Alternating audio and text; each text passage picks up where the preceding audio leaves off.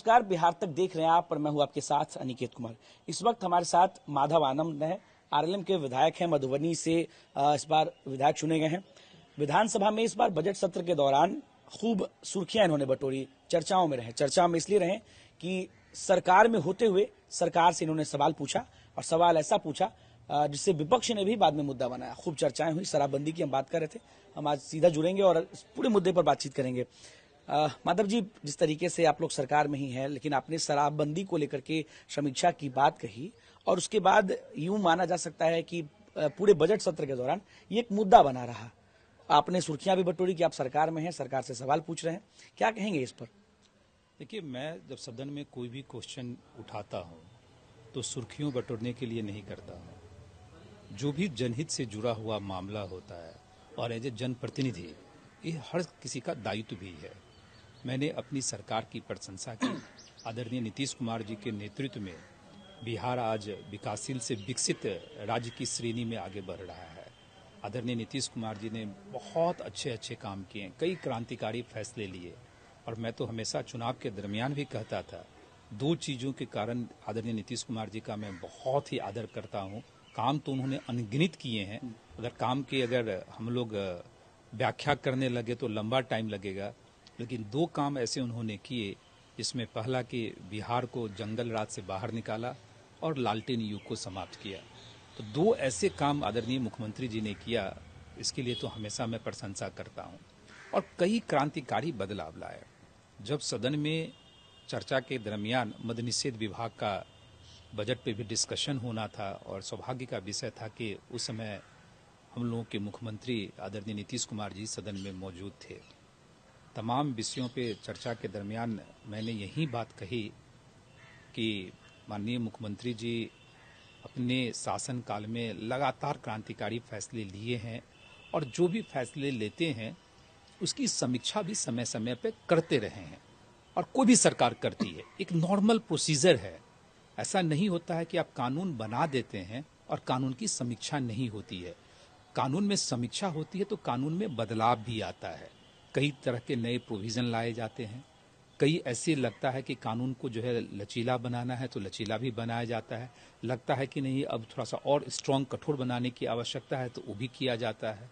तो सदन के माध्यम से मैंने माननीय मुख्यमंत्री जी से यही आग्रह किया कि शराबबंदी के लगभग 10 साल होने जा रहे हैं, और अब समय आ गया है कि इसकी भी विस्तृत समीक्षा होनी चाहिए।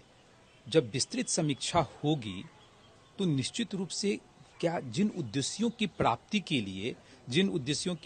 के लिए हम लोगों ने एक स्वर से, चाहे सत्ता पक्ष हो या विपक्ष, सब लोगों ने एक स्वर से इसका समर्थन किया था, क्या उन उद्देश्यों की प्राप्ति हुई या नहीं हुई? कहाँ कमियां रह गई, या उद्देश्य की प्राप्ति हो गई तो क्या उसमें और कंटिन्यू रखने की आवश्यकता है? अवेयरनेस पे कितना काम हुआ? इन तमाम चीज़ों का निश्चित रूप से आकलन तभी होता है जब आप विस्तृत समीक्षा करते हैं। और आदरणीय मुख्यमंत्री जी शराबबंदी में भी कई बार समीक्षा किए हैं। आपने देखा होगा, जब कानून बना था उस समय बहुत ही कठोर कानून था, लोग परेशान होते थे। कई इसमें चेंजेस आए हैं। अब तो लोग पीते हैं और पकड़े जाते हैं तो कुछ फाइन देके छोड़ भी दिया जाता है। तो कई तरह के संशोधन कानून में हुए हैं। तो मैंने यही कहा कि अब विस्तृत समीक्षा की आवश्यकता है, और मैं अभी भी कर रहा हूं, और मुझे पूरा विश्वास है विकास पुरुष आदरणीय श्री नीतीश कुमार जी के ऊपर कि इसकी भी समीक्षा समय रहते करेंगे। अगर लगता है कि कानून को बरकरार रखना। सर, आप शराबबंदी में समीक्षा को लेकर के तो आपने बताया, लेकिन आपको क्या लगता है कि बिहार में शराबबंदी की मौजूदा समय में क्या स्थिति है? देखिए, बहुत ही अच्छी पहल आदरणीय नीतीश कुमार जी ने की। शराब पीने का तो बहुत सारे नुकसान है, सबको पता है। सबको पता है कि शराब पीने के स्वास्थ्य पे क्या असर पड़ता है, नहीं पड़ता है। और इस तरह का क्रांतिकारी फैसला लेने के लिए मैंने सदन में भी कहा कि बहुत बड़ा दिल चाहिए। कोई सामान्य व्यक्ति, किसी भी सूबे का मुख्यमंत्री, खासकर बड़ा राज्य बिहार जैसे राज्य जहां एक सीमित संसाधनों वाला प्रदेश है, और वहां इस तरह का फैसला लेना तो तो मैं तो आदरणीय नीतीश कुमार जी को सैल्यूट मारता हूं अभी भी कि उन्होंने इस तरह के फैसले लिए। कोई सामान्य व्यक्ति नहीं ले सकता है। लेकिन मैंने कहा कि शराबबंदी एक ऐसी चीज है जहां मुझे व्यक्तिगत रूप से लगता है कि कानून के माध्यम से आप कंट्रोल नहीं कर सकते हैं पूरी तरह। उसके लिए आपको लोगों को एजुकेट करने की आवश्यकता है, लोगों में अवेयरनेस क्रिएट करने की आवश्यकता है। और हमको लगता है कि सरकार इस पे ज्यादा फोकस करना चाहिए कि लोगों में कैसे एजुकेशन में जाए यह चीज कि शराब पीने के क्या नुकसान हैं, अवेयरनेस पे जितना काम करे। तो इसी संदर्भ में मैंने मुख्यमंत्री जी से मांग की, और एक जनप्रतिनिधि होने के नाते तो सबका कर्तव्य है कि बिहार में मौजूदा स्थिति क्या लगती है सर आपको, कि क्या वाकई में बिहार में शराबबंदी पूर्ण रूप से सफल है, या बिहार में शराब मिल रहा है, या फिर उसका कोई गलत प्रकोप पड़ रहा है बिहार पर? क्या लगता है? देखिए, कोई भी जब कानून बनता है तो हर कानून में कुछ लूप होल्स भी होते हैं, और उसी लूप होल्स का फायदा लोग उठाते हैं। कोई भी कानून आप बता दीजिए, आईपीसी की धारा इतनी कठिन है लेकिन फिर भी क्राइम हो रहा है ना, हर जगह पूरे देश में क्राइम हो रहा है। कोई भी राज्य बता दीजिए जहां क्राइम का एकदम जीरो हो। तो हर कानून में लूप होल्स भी होते हैं, और हर कानून का लोग फायदा भी उठाते हैं और दुरुपयोग भी करते हैं इस चीज को। तो बिहार में निश्चित रूप से जिन उद्देश्यों की प्राप्ति के लिए हम सभी लोगों ने मिलकर एक स्वर से शराबबंदी लाया था, निश्चित रूप से सफलता भी मिली है। लेकिन मैं फिर से वही कह रहा हूं कि 10 साल लंबा वक्त होता है, उसको जीवन भर के लिए तो आप नहीं कर सकते हैं शराबबंदी। गुजरात में देखिए आप, गुजरात में भी शराबबंदी है, लेकिन गुजरात मॉडल डिफरेंट है। हम लोग भी जाते हैं यहाँ से, वहाँ है बहुत सारे परमिशन लेके आप जैसो करते हैं। लेकिन समस्या तब आ जाती है जब आप लगातार किसी कानून को विस्तृत समीक्षा किए हुए लगातार आप जारी रखते हैं। हाँ, मैंने कहा कि जब विस्तृत समीक्षा होगी तो निश्चित रूप से हर पहलू पे डिस्कशन होगा, और जब डिस्कशन होगा तो सरकार खुद जैसो इस मुकाम पे पहुंच जाएगी कि हाँ, क्या इस कानून को आगे रखने की आवश्यकता है। और मैं पुनः कह रहा हूं आपके माध्यम से, अगर रखने की आवश्यकता है तो रखिए, अगर और कठोरतम ढंग से लागू करने की आवश्यकता है तो कीजिए, और नहीं आवश्यकता है तो आप आगे का जैसा रास्ता निकालिए। एक आखिरी सवाल शराबबंदी से लेकर के, जब से आपने ये बात सदन में उठाई उसके बाद से विपक्ष के विधायक जो हैं वो लगातार हमलावर हैं, और ये दावा कर रहे हैं कि बिहार में शराबबंदी पूर्णतः फेल है, बिहार से शराबबंदी को हटा देना चाहिए। कांग्रेस के भी कई विधायक ऐसा बोल चुके हैं, आरजेडी के भी कई विधायक ऐसा बोल चुके हैं कि राजस्व का नुकसान हो रहा है। प्रशांत किशोर पूरे चुनाव में इस चीज को कहते रहे थे कि जब उनकी सरकार बनेगी वो शराबबंदी को हटा देंगे। बीते दिनों ही पहले ही सुनील सिंह, जो कि आरजेडी के एमएलसी हैं, सीनियर नेता है, उनका ये बयान आता है कि विधानसभा में हम विधानसभा परिसर में हम शराब जो है वो मंगवा देंगे अगर आप लोग कहिएगा तो। इस पर आपका क्या मानना है? देखिए, कुछ लोग तो सस्ती लोकप्रियता के लिए कुछ भी बयान दे देते हैं, उसको हम लोग अपने राजनीति भाषा में कहते हैं छपास रोग से पीड़ित। तो मीडिया में कैसे जो है बने रहें, कैसे सुर्खियां जो है बटोरें, उस जो है सो जुगाड़ में लगे रहते हैं। यह व्यक्ति, कोई भी जो व्यक्ति जो सदन का मेंबर हो, चाहे वो अपर हाउस हो या लोअर हाउस हो, यह कोई व्यक्ति दावा करे कि बिहार में पूर्ण शराबबंदी है, कि हम शराब जो है यहाँ विधान परिषद और विधान परिषद में या विधानसभा में हम मंगवा देंगे, मुझे लगता है कि सस्ती लोकप्रियता के कारण ही कोई इस तरह के बयान दे सकते हैं। मैंने क्या कहा कि जो जिस मुद्दे को मैंने उठाया है उसको राजनीति के चश्मे से देखने की आवश्यकता नहीं है, उसका राजनीतिकरण करने की आवश्यकता नहीं है। जनहित से जुड़ा हुआ मामला है, उसमें अगर राजनीति की रोटी अगर सेकने लगेंगे तो फिर कोई फायदा नहीं होगा। और मैंने भी कोई सुर्खियां बटोरने के लिए नहीं कहा, मैंने तो बड़ी गंभीरता से, शालीनता से, शिष्टाचार को पूरा निभाते हुए मैंने जो है सो सरकार से, अपनी ही सरकार से मांग की। और इसलिए मांग की क्योंकि सरकार इसलिए जानी ही जाती है। और जब मैंने मांग की तो ऐसा कोई भी सदस्य हमारे एनडीए के नहीं थे जिन्होंने विरोध किया। उन्होंने कहा कि समीक्षा तो होती ही रहती है और होनी भी चाहिए, सब लोगों ने कहा। लेकिन यह अनर्गल बयान देना कि बिहार में कहीं हर जगह शराब, हम क्या कहें, कानून में लूपहोल्स होते हैं, लोग उसका फायदा उठाते हैं। लेकिन यह एकदम से कहना कि जहां चाहेंगे वहां मंगवा लेंगे, हमको लगता है सब सस्ती लोकप्रियता के कारण इस तरह के बयान देते हैं। शराबबंदी पर तो हम लोगों ने बातचीत कर ली सर। बिहार की 5 सीटों पर राज्यसभा के चुनाव होने हैं। राज्यसभा की जो 4 सीटें हैं इसको लेकर के लोगों के मन में एक मिथ है कि 2 सीटें जेडीयू के पास जाएंगी, 2 सीटें बीजेपी के खाते में जाएंगी, लेकिन 5वीं सीट के लिए एनडीए में लड़ाई है। चिराग पासवान भी दावा कर रहे हैं, जीतन राम मांझी लगातार कहते रहे हैं कि हमें वादा किया गया था कि 1 सीट हमें राज्यसभा की दी जाएगी। दूसरी तरफ कुछ लोग ये भी कह रहे हैं कि जो आपकी पार्टी के नेता हैं उपेंद्र कुशवाहा, उनकी जो कार्यकाल है वो भी खत्म हो रहा है, तो उनको भी ये सीट दी जा सकती है। तो क्या लग रहा है 5वीं सीट किसके खाते में जा रही है, क्योंकि 3 दावेदार हैं यहाँ पर। देखिए, एनडीए पूरी तरह हम लोग का एकजुट है और एनडीए अनुशासन के लिए जानी जाती है। आपने जितने नामों की चर्चा की, चिराग पासवान जी ने कभी नहीं कहा कि हम राज्यसभा मुझे चाहिए। हम लोगों ने ये कभी नहीं कहा कि हमारी पार्टी को मिलना चाहिए। हमने क्या कहा सदन में, जीतन राम मांझी जी ने कहा, सदन में भी मैंने बयान दिया, एनडीए का मामला है, आंकड़ा हम लोग के पक्ष में है और हम लोग को पूरा उम्मीद है कि 5 का 5 राज्यसभा सीट एनडीए के खाते में जाएगा।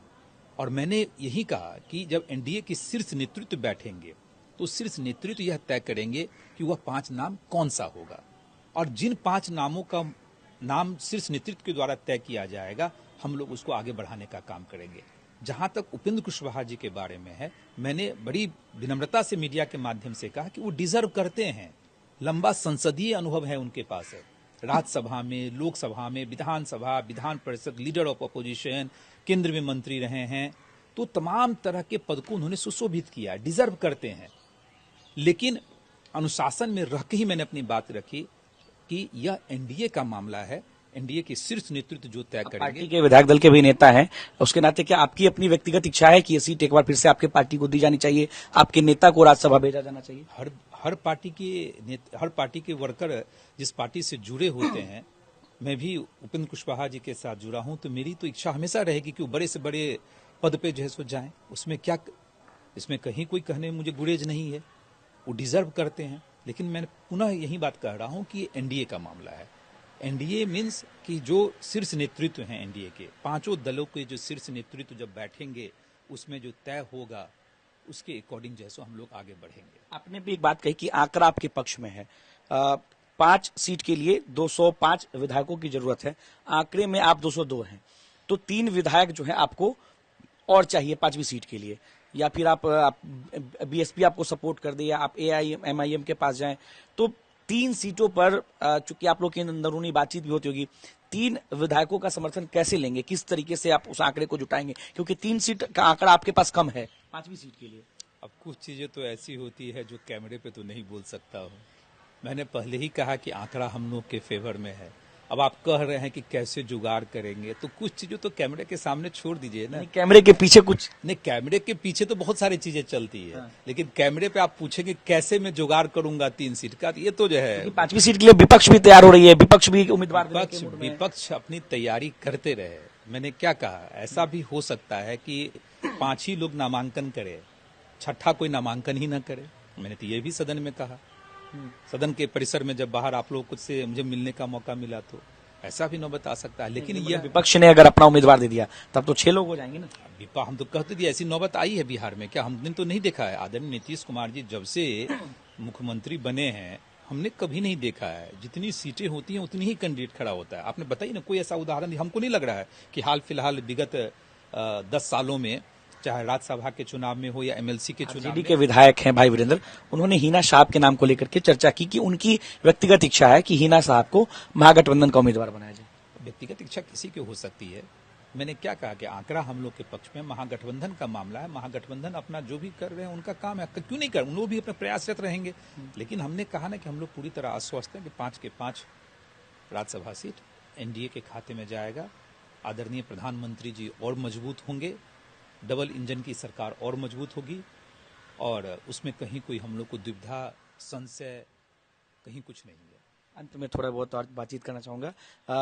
ऐसा कहा जा रहा है कि बंगाल चुनाव हो जाएगा, उसके बाद बिहार में भी कैबिनेट एक्सपेंशन होगा। माधव आनंद चूंकि विधायक दल के नेता है, अपनी पार्टी के दिग्गज नेता है, पुराने काफी दिन से आप उपेंद्र कुशवाहा जी के साथ जुड़े हैं, इच्छा है कि बिहार सरकार में मंत्री भी बनो? व्यक्तिगत इच्छा बहुत ज्यादा मायने नहीं रखता है राजनीति में। जब आप किसी पार्टी से जुड़े रहते हैं तो व्यक्तिगत इच्छा, व्यक्तिगत महत्वाकांक्षा एक अलग चीज होता है। और मैंने सदन में आप लोग कई बार पूछा कि आप मंत्री, हमने कहा कि मेरी व्यक्तिगत इच्छा है, मैं मानता हूं कि हमको बनना चाहिए, मैं डिजर्व करता हूं, मेरे पास सारे क्वालिफिकेशन है, लेकिन पार्टी जब कोई निर्णय ले लेती है तो उस निर्णय को सबको पालन करना पार्टी ने ऐसा निर्णय लिया जिसकी चर्चा पूरे देश भर में हुई। पार्टी के नेता के बेटे को मंत्री बनाया गया, किसी सदन के सदस्य न रहते हुए भी।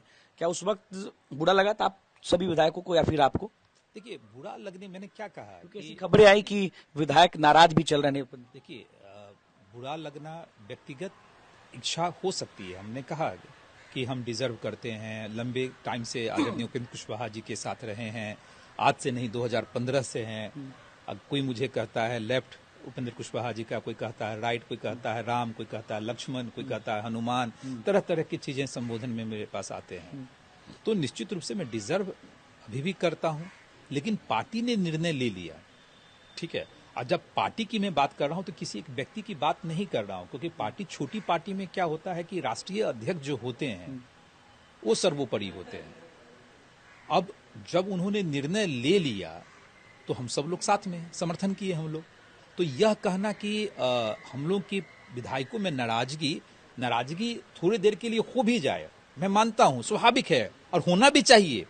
लोकतंत्र में अगर आप अपनी नाराजगी नहीं व्यक्त करेंगे तो वो भी अपराध है, तो नाराजगी होनी भी चाहिए। लेकिन उस कारण मेरी पार्टी टूट जाएगी, हमारी पार्टी का स्कोप खत्म हो जाएगा, वह तो हम लोग कभी नहीं चाहेंगे।